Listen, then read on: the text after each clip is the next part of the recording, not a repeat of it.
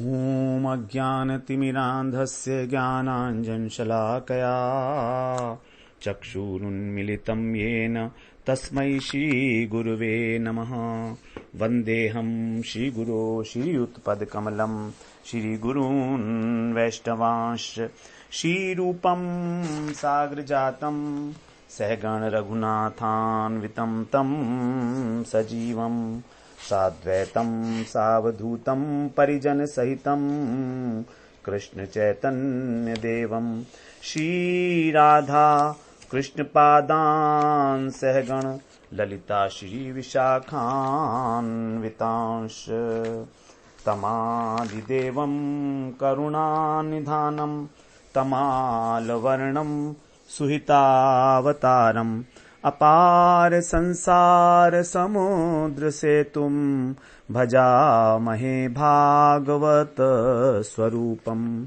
हे देव हे दैत्य हे भुवनैक बंधो हे कृष्ण हे चपल हे करुणैक सिंधो हे नाथ हे रमण हे नयनाभिराम हा हा कदानुभवितासि पदं दशोर्मे। श्री कृष्ण चैतन्य प्रभु नित्यानंद श्री अद्वैत गदाधर शिवासादि गौर भक्त वृंद। हरे कृष्णा कृष्णा कृष्णा हरे हरे, हरे राम राम राम हरे हरे। हरे कृष्णा। सर्वप्रथम मैं अपने गुरुपाद पद्म ओम विष्णुपाद अष्टोत्तर शत श्री श्रीमद् भक्ति वेदांत माधव गोस्वामी महाराज के चरण कमलों में अनंत कोटि दंडवत प्रणाम ज्ञापन करता हूं। हम लोग श्रीमद् भागवत पुराण का श्रवण कर रहे हैं। हम लोगों ने पिछले सत्र में तीसरे स्कंध की भूमिका श्रवण की। तीसरे स्कंध से ही हमारा जो सर्ग लीला है, जो भागवत के 10 लक्षणों में से पहला लक्षण है सर्ग, तो उसकी यहां पर विवेचना की गई है। तो तीसरा स्कंध मुख्य रूप से सर्ग से संबंधित है। सर्ग का मतलब है सृष्टि। सृष्टि 2 प्रकार से होती है, तत्व प्रधान सृष्टि और उसके बाद दूसरी सृष्टि है हमारी जीव प्रधान, तो योनि प्रधान एक प्रकार से। तो इस प्रकार से इस सृष्टि तत्व को हम लोग जानेंगे कि किस प्रकार से पहले प्रकृति के द्वारा अलग अलग प्रकार के तत्वों की रचना होती है। तो ये वर्णन तो आएगा आगे, लेकिन हमने इस तृतीय स्कंध को 5 प्रकरणों में विभाजित किया। पहला प्रकरण है हमारा सात्विक सृष्टि प्रकरण। ये 1 से लेकर 9वें अध्याय तक चलेगा और इसमें 3 पार्ट्स हैं। पहला है विदुर उद्धव संवाद 4 अध्याय में, फिर 3 अध्याय में है विदुर मैत्रेय संवाद और ब्रह्मा जी को भगवान का उपदेश, ये 2 अध्याय में। तो अभी हम विदुर उद्धव संवाद, इसमें जो हमारा सब प्रकरण है, ये उप प्रकरण, उसमें प्रवेश करते हैं। तो प्रथम अध्याय तृतीय स्कंद का, यहां पर उद्धव जी और विदुर जी का मिलन दिखाया गया है और उनके आपस में जिस प्रकार का संवाद हुआ उसकी चर्चा है। तो देखिए, द्वितीय स्कंध के 10वें अध्याय के अंत में शौनक जी ने सूत जी से कहा था कि आप हमको विदुर जी का चरित्र बताइए कि विदुर जी किस कारण जो है अपने घर को छोड़कर चले गए। तो अब यहां पर यही प्रश्न जो है परीक्षित महाराज ने किया था सुखदेव जी से। तो अब सुखदेव जी परीक्षित महाराज को किस प्रकार से कह रहे हैं वो बता रहे हैं। तो प्रथम श्लोक इसका इस प्रकार से है। श्री शुक उवाच एवमेतत्पुरा पृष्टो मैत्रयो भगवान किल क्षत्रावनं प्रविष्टेन त्यक्त्वा स्वगृहं रिद्धिमत्। जो विदुर जी हैं वे सुखदेव जी कह रहे हैं यहां पर कि रिद्धिमत, रिद्धि का मतलब है समृद्धि, समृद्धि से जो परिपूर्ण था उनका स्वगृहम अपना घर, उसको त्यक्त्वा माने छोड़कर, प्रविष्टेन माने प्रवेश किया उन्होंने वन में, वनम प्रविष्टेन, तो वन में प्रविष्ट किया विदुर जी ने। क्षत्रा, क्षत्रा का मतलब है विदुर जी। और पुरा एव एतत् भगवान, पहले इसी प्रकार यह एतत् माने यह भगवान मैत्रेय जी से पूछा गया था। यही प्रश्न जो आपने पूछा है, इसी प्रकार का प्रश्न कि विदुर जी सब संपत्तियों से युक्त हैं, अपने घर का उन्होंने परित्याग किया और उन्होंने मैत्रेय जी से वही प्रश्न पूछे जो आपने मुझसे पूछे हैं। तो देखिए कितनी कोइंसिडेंस की बात नहीं है ये। हम सबके हृदय के अंदर जब भी हम कोई कथा सुनते हैं तो प्रश्न जो उठते हैं वो एक ही तरीके के होते हैं। तो यहां पर शौनक जी के मन में, परीक्षित जी के मन में और विदुर जी के मन में भी वही प्रश्न उठा है। तो मैत्रेय जी से उन्होंने वही प्रश्न पूछा। यहां पर बताया गया इस प्रकार से कि जो प्रश्न पूछे जाते हैं वे भी लगभग एक से ही होते हैं, क्योंकि हमारी जो जिज्ञासा है सबकी वो एक ही प्रकार की है। अब आगे कह रहे हैं यहां पर, अच्छा ग्रह का अर्थ बताया है यहां पर, गृह त्यक्त्वा, अपने घर को छोड़ा उन्होंने। तो हम सोचे कि यदि विदुर जी की तो कोई टूटी फूटी झोपड़ी टाइप की होगी, क्योंकि कई ग्रंथों के अंदर जैसा वर्णन आया है कि विदुर जी के घर में बड़ी गरीबी थी, दुर्योधन ने उनका जो है साग, वो कृष्ण भगवान ने उनका साग खाया है ना, और दुर्योधन की मेवा त्यागी। तो इस प्रकार से ऐसा लगता है विदुरानी के पास कुछ नहीं था पहनने के लिए, एक जोड़ी कपड़े थे ऐसा। लेकिन महाभारत में तो ऐसा वर्णन नहीं है। महाभारत में तो जैसा वर्णन दुर्योधन के महल का है वैसे ही विदुर जी के महल का भी है।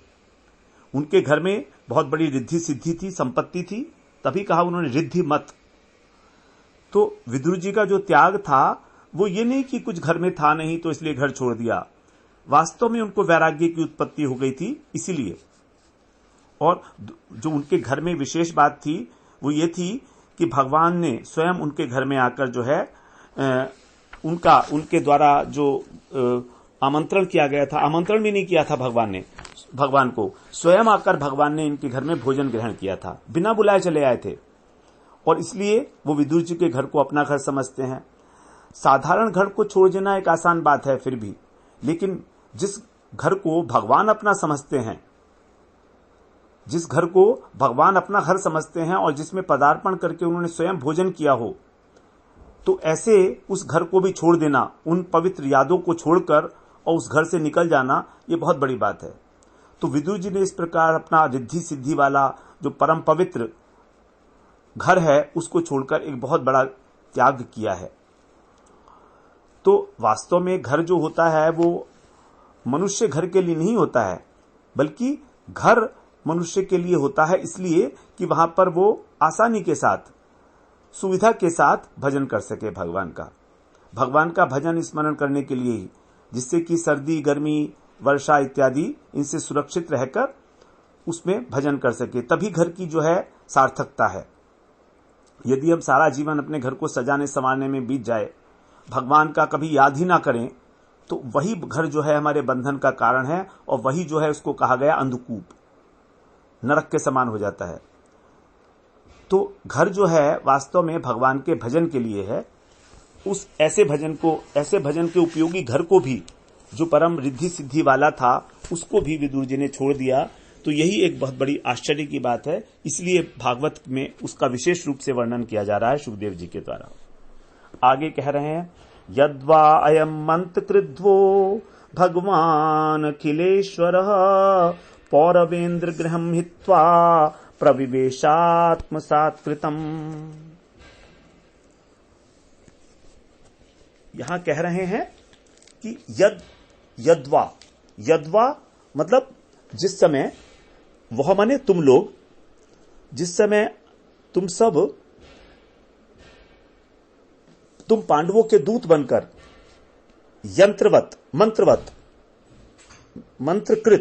मंत्रकृत का मतलब है तुम लोगों का जो एक संदेश था उसको लेकर दूत बनकर तुम्हारे भगवान अखिलेश्वर है, जो अखिलेश्वर भगवान है, वे हस्तिनापुर गए थे।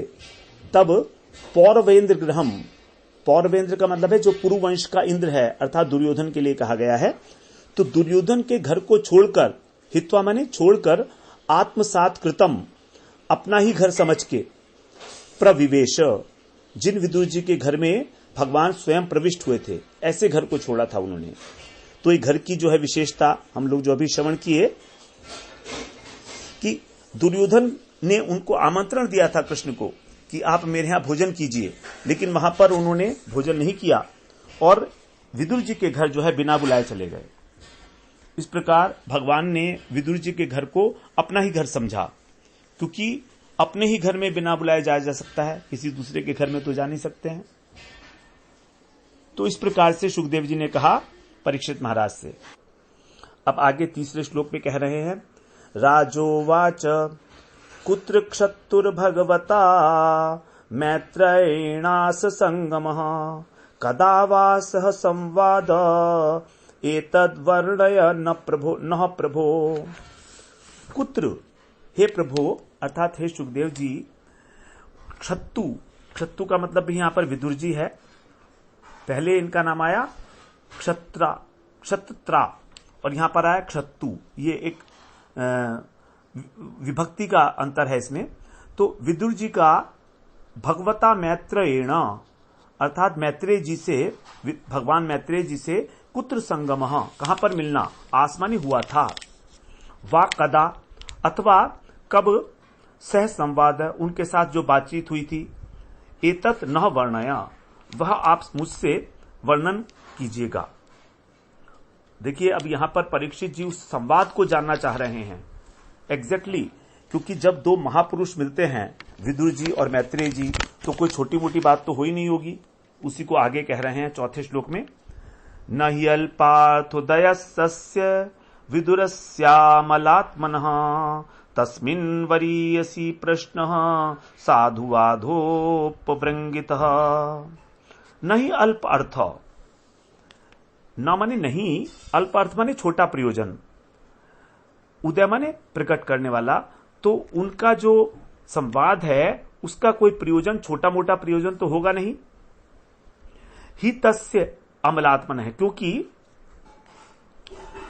तस्य माने उनका, कौन किनका, अमलात्मन है विदुरस्य, जिनका चित्त अत्यंत निर्मल है। अमल का मतलब है निर्मल, शुद्ध चित्त। तो शुद्ध चित्त वाले जो विदुर जी हैं उनका जो प्रयोजन है वो कोई छोटा प्रयोजन तो होगा नहीं उनकी बातों में, जो उन्होंने आपस में संवाद किया होगा। तस्मिन साधुवाद, तो तस्मिन माने वो जो बातचीत है उसको उन्होंने साधुवाद मतलब उसको साधुवादिता अर्थात श्रेष्ठता, साधु का अर्थ होता है श्रेष्ठ, तो कोई वरीयसी का अर्थ भी श्रेष्ठ ही होता है। तो यहां पर साधुवाद का हम लोग अर्थ लेंगे कि वो जो प्रश्न होंगे वो अवश्य ही प्रशंसनीय प्रश्न होंगे। तो उसकी जो बातचीत है वो अत्यंत प्रशंसनीय होगी, उपवृंगित सम्मानित होगी, और वरीयसी प्रश्न, उनका प्रश्न भी अत्यंत श्रेष्ठ ही होगा। तो शुद्ध आत्मा विदुर जी द्वारा जो मैत्रेय जी से पूछे गए प्रश्न हैं वो साधुओं के द्वारा, साधुवाद का मतलब यहां पर लिखा है साधुओं के द्वारा भी अनुमोदित और प्रशंसित होंगे। और ऐसे श्रेष्ठ प्रश्नों के उत्तर भी साधारण अर्थ को प्रकाशित करने वाले तो होंगे नहीं, इसलिए आप हमें वो बताइएगा कि किस प्रकार का प्रश्न था और किस प्रकार से उसका उत्तर दिया गया। तो परीक्षित महाराज कहते हैं कि देखो उनकी साधारण बात तो हुई नहीं होगी, क्योंकि जब साधु लोग इकट्ठे होते हैं तो वो लोग धन दौलत की बात तो नहीं करते, या किसी के रूप की, किसी घटना की, किसी सांसारिक दृश्य की, वो तो हमेशा तत्व की, भगवान की ही चर्चा करेंगे। जो सार तत्व है इस जीवन का उसी की चर्चा करेंगे। उन्हें इससे तो कोई मतलब नहीं होता कि इस जगत में क्या हो रहा है। उनका जो वर्ण्य विषय है वो तो ये होगा कि जगत क्या है, भगवान कौन है, यही उनकी विशेषता है। क्योंकि उनकी बुद्धि जो है साधारण आकृति रूप इसके अंदर जो है फंसने वाली नहीं है ग्राम्य वार्ता में, बल्कि उनकी बुद्धि अत्यंत तत्वग्राहिणी होती है, आत्म विषयक बुद्धि होती है। जो इस प्रकार के महापुरुष होते हैं उसके लिए कह रहे हैं। तो अब कह रहे हैं आगे सुखदेव जी उत्तर देते हुए छठे श्लोक में, श्री शुक उवाच, नहीं श्री सूत उवाच, सूत उवाच है पहले 5वें श्लोक में, सैवं ऋषिवर्योऽयं पृष्टो राज्ञा परीक्षिता प्रत्याहतम सुबहुवित्त वित प्रीतात्मा श्रूयतामिति। सूत गोस्वामी यहां पर सुखदेव शौनक ऋषि से कह रहे हैं कि महाराज परीक्षित के इस प्रकार पूछे जाने पर, एवं माने इस प्रकार, ऋषि वर्य जो ऋषियों में श्रेष्ठ अर्थात जो मुनियों में श्रेष्ठ हैं, ऐसे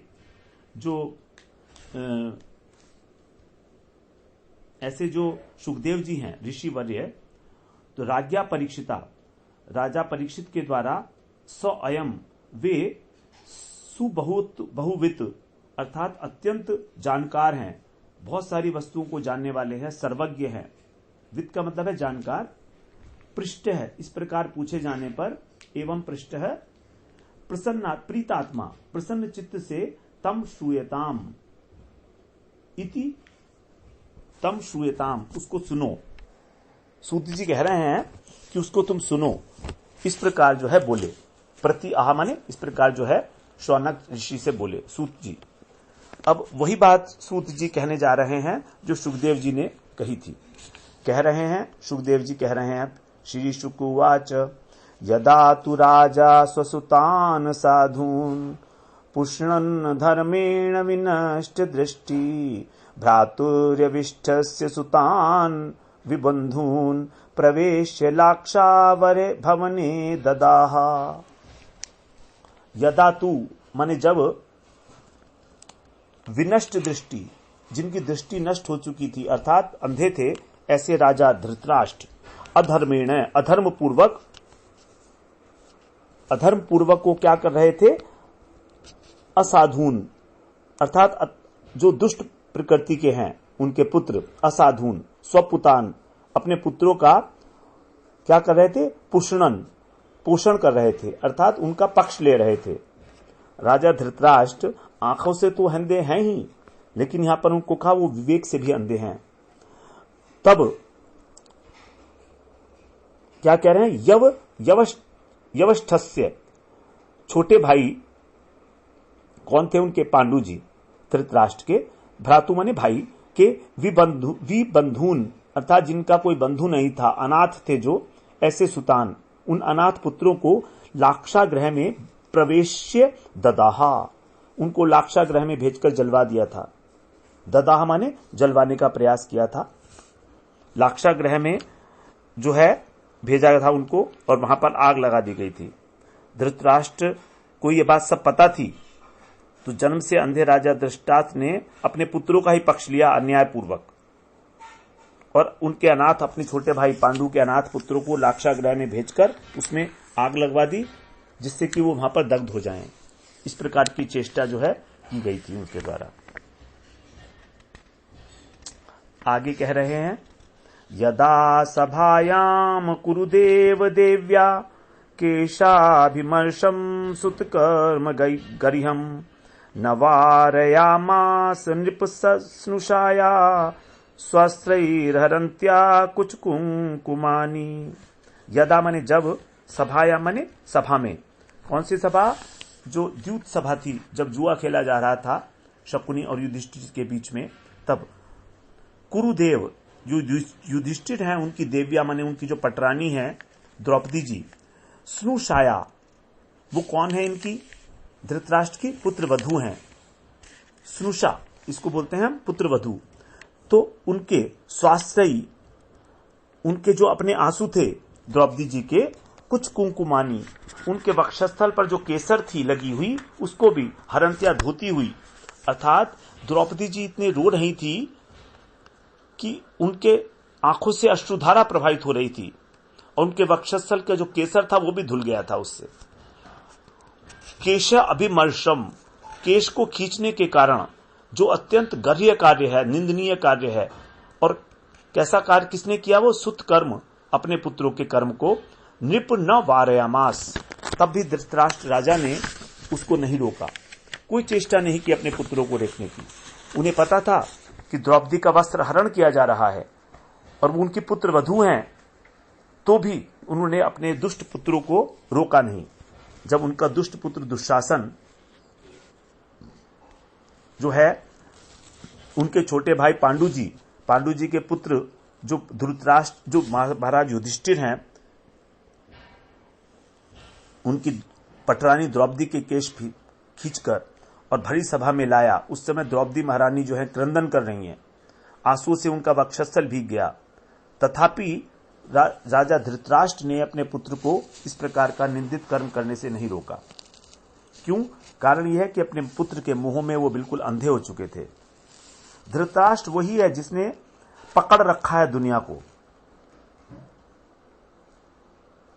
बिल्कुल कस के पकड़ रखा है। धृत माने धारण कर रखा है, राष्ट्र माने अपना जो उनका राज्य है, दुनिया है, उसको पकड़ रखा है। अत्यंत शक्ति संपन्न थे वे, अपने अत्याचारी पुत्रों को रोक सकते थे, लेकिन नहीं किया उन्होंने। और अधर्म से उन्होंने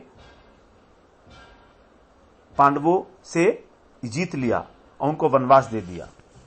आगे कह रहे हैं 8वें श्लोक में, द्यूते त्वधर्मेण जितस्य साधो सत्यावलंबस्य वनम गतस्य नयाचतो दात समयेन दायम तमो जुषाणो यद जात शत्रुहो।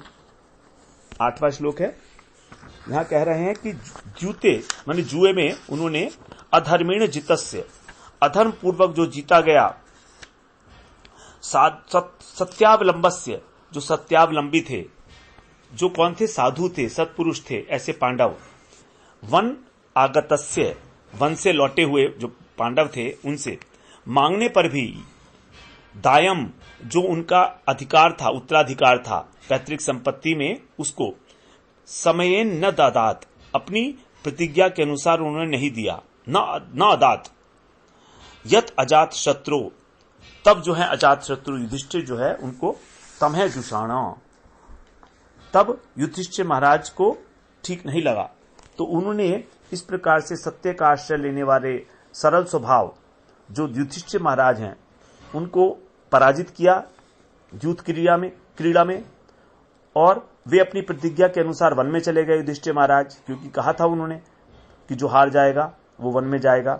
और जब वन से लौट के आए तो प्रतिज्ञा के अनुसार जो बात हुई थी, शर्त लगाई गई थी, तो उन्होंने पैतृक राज्य भाग की प्रार्थना की और धृतराष्ट्र ने उन अजात शत्रु युधिष्ठिर को उसका वो राज्य भाग नहीं दिया।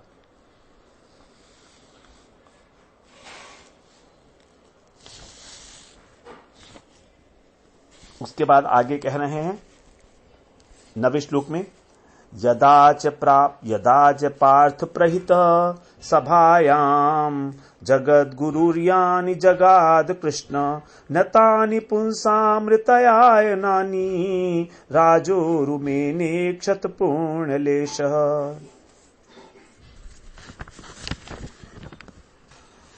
कह रहे यदा च पार्थ प्रहितम सभायाम। प्रहित का मतलब है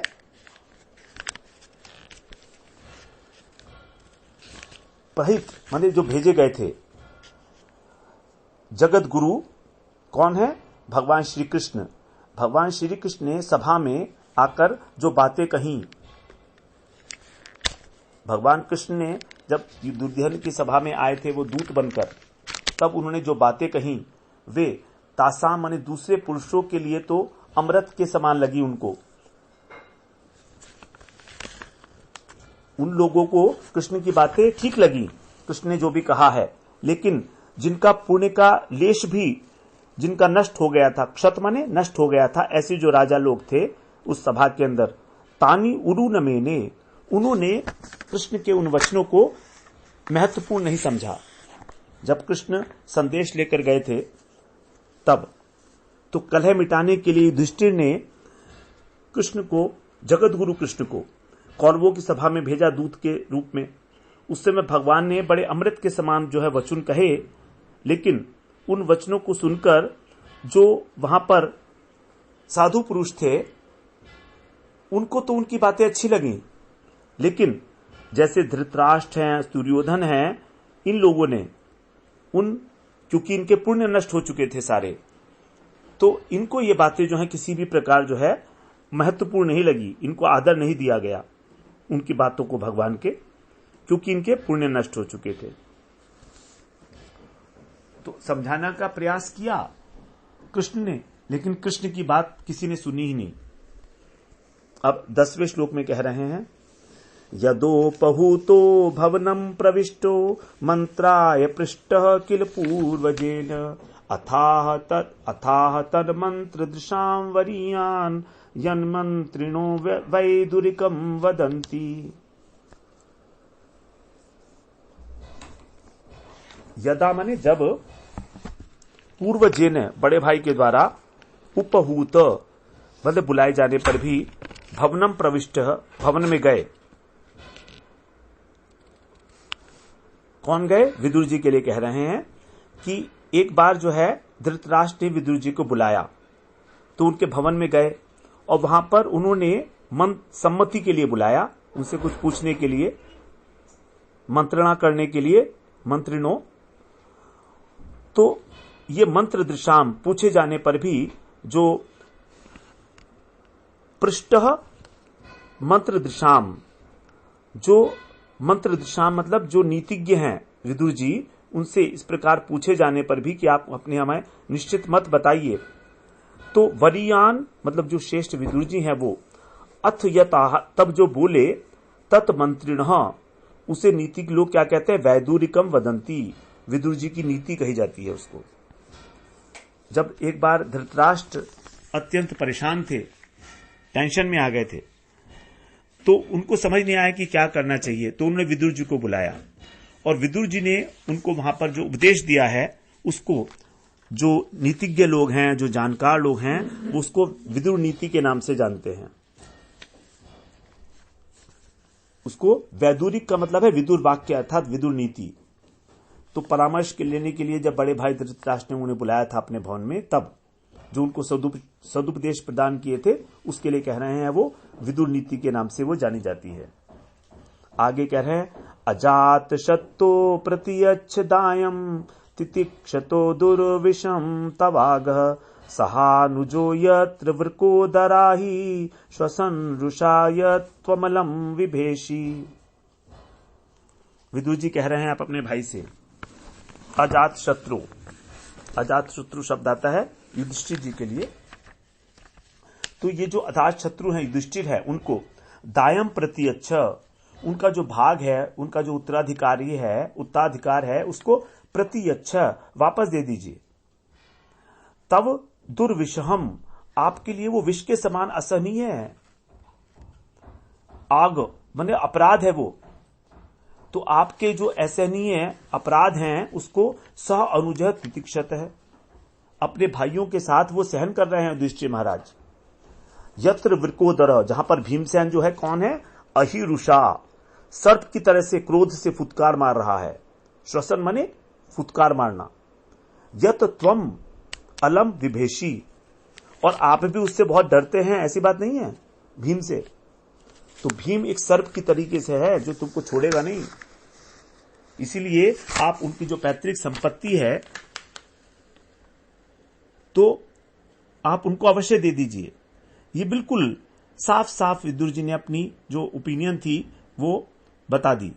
कोई इधर उधर की बात नहीं की, जैसे आजकल के जो मंत्री लोग होते हैं वो अपने राजा को फुसलाकर और इधर उधर की बात बनाकर कुछ ना कुछ बोल देते हैं, लेकिन विदुर जी ऐसे नहीं है। वो कह रहे हैं कि आप इस प्रकार के अन्याय से बचिएगा और उनको उनका हक दे दीजिए। आप जानते हैं कि भीम जो कैसा है, वो वैसे ही बैठा हुआ इतना बौखलाया हुआ है, वो तो युधिष्ठिर महाराज उसको रोके हुए हैं किसी तरीके से, और आप स्वयं भी भीम से बहुत डरते हो। ऐसी बात नहीं है कि आपके अंदर डर नहीं है। 10 आगे कह रहे हैं 12वें श्लोक में, पार्थस्तु देवो भगवान मुकुंदो गृहीतवान् साक्षिति देव देव आस्ते स्वपुर्याम यदु देव देवो विनिर्जिताशेष निर्देव देव।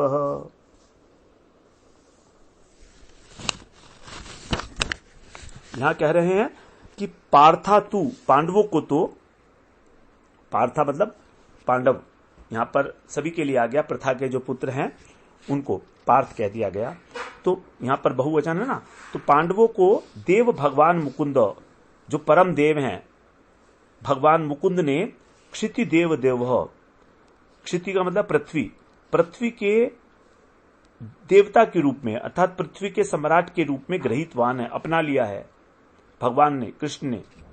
स यदुदेव देव, और वे यदुवंशी के आराध्य देव अर्थात कृष्ण स्वपुरियाम, अभी भी अपनी पुरी में, अपनी पुरी कौन सी है उनकी? द्वारकापुरी। अशेष निर्देव देव, संपूर्ण राजाओं को विनिर्जता आस्ते, जीत कर स्थित है। आप ये मत सोचना कि कृष्ण कोई साधारण वस्तु हैं, उन्होंने इन पांडवों को अपना लिया है। आप अनेक पुत्र होने का दावा मत करिए, गर्व मत करिए, क्योंकि आपको पता है कि भगवान कृष्ण ने प्रथा के पुत्र पांडवों को अपना लिया है, और वे जो कृष्ण हैं, जो यदुवंशियों के राजा हैं, उनके आराध्य देव हैं, उन्होंने इस पृथ्वी के सभी बड़े राजाओं को अपने अधीन कर रखा है, और वे अपनी राजधानी द्वारकापुरी में अभी भी विराजमान हैं। ये ऐसे हैं ये कृष्ण, तो इसलिए आप उनको साधारण व्यक्ति मत समझिएगा, उन्होंने अपना मान रखा है इन पांडवों को, वो उनके साथ ही हैं। अब आगे कह रहे हैं 13वें श्लोक में, स एष दोष पुरुष द्विदास्ते गृहान प्रविष्टो यमपत्यमत्या पुरुषनासि कृष्णाद विमुखो त्यजाश्व शैव्यम कुल कौशलाय। स एष, वह, एष मानी यह, जो पुरुष द्विट मतलब भगवान का, पुरुष का मतलब भगवान, भगवान का जो यहां पर विरोधी है कौन है? दोष वही, ये मूर्तिमान दोष। निश्चित रूप से ये जो दुर्योधन है ये भगवान का विरोधी मूर्तिमान दोष जो है, विरोध, भगवान का विरोधी दोष मूर्तिमान होकर दुर्योधन के रूप में ही अवस्थित है। अर्थात ये मूर्तिमान पाप है जो आपके घर में घुसा हुआ है।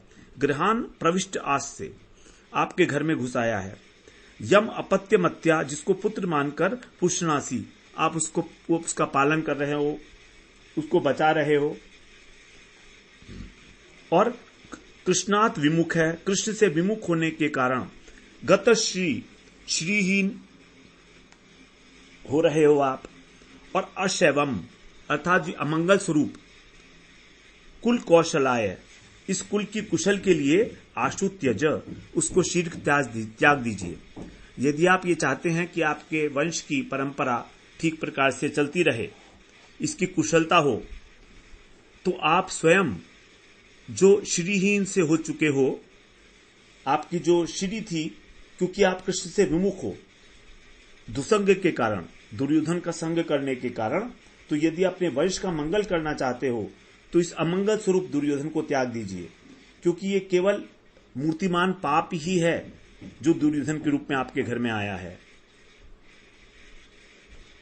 आगे कह रहे हैं 14वें श्लोक में,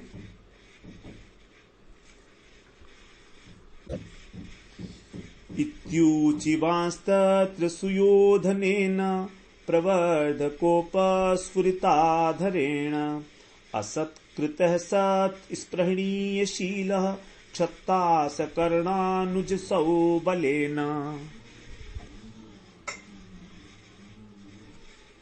तत्र माने वहां, जो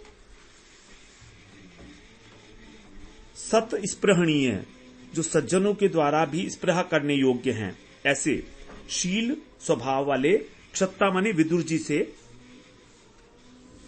सकर्ण कर्ण के साथ, विदुर जी का ऐसा सुंदर स्वभाव है, शील स्वभाव, कि साधुजन भी उसको प्राप्त करने की इच्छा करते हैं, उनकी भी स्पृहा हो जाती है कि हम भी ऐसे विदुर जी की भांति बने। लेकिन ये बात सुनते ही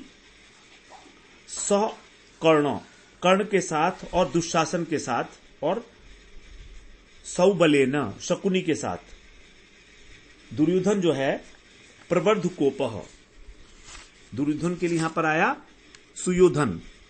सुयोधन उसका नाम था वास्तव में, ओरिजिनली स्पीकिंग, लेकिन क्योंकि उसके कार्य इतने दूषित थे इसलिए उसका नाम दुर्योधन ही विख्यात हो गया, तो दुर्योधन के नाम से ही जाने लगा वो।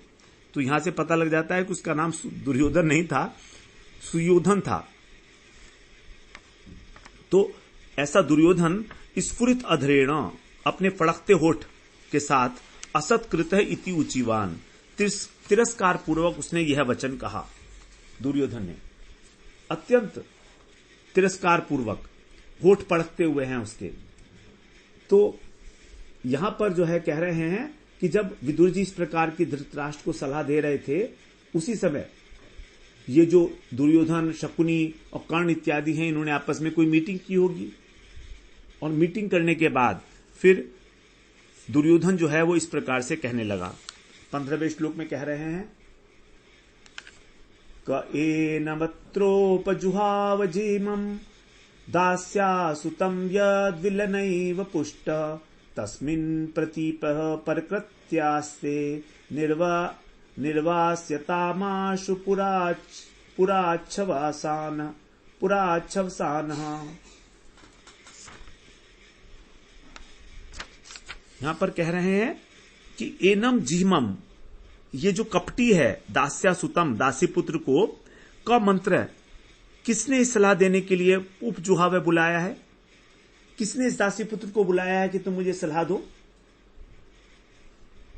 और ये जो कैसा है, यत बलिना एव, बलिना माने खाना, तो कह रहे हैं जिसके टुकड़े खाकर ये पुष्ट माने जीता है, तस्मिन, उन्हीं से ही, प्रतीपह, उल्टा रास्ता, परकृत्य कर रहा है, उल्टे रास्ते बता रहा है, उल्टी उल्टी बात कर रहा है, परकृत्य, और शत्रु का काम कर रहा है, शत्रु का काम कर रहा है। और आस्ते माने इस प्रकार हमारे यहां रह रहा है। आशु पुरात, इस प्रकार, इसलिए शीघ्र ही, पुरात माने नगर से, और श्वसान, श्वास लेते हुए ही, अर्थात बिना मारे हुए इसको निर्वस्यताम, निकाल दो, हमारे नगर से इसको तुरंत निकाल दो, इसके प्राण मत लो, इसको सांस लेने दो, लेकिन नगर से बाहर कर दो इसको। 15वें श्लोक में कह रहे हैं, 15वें श्लोक तो हो गया। अब 16वें श्लोक में कह रहे हैं, स इत्थमत्युल्बणकर्ण बाणैर् भ्रातु पुरो मर्मसुताडितोऽपि स्वयं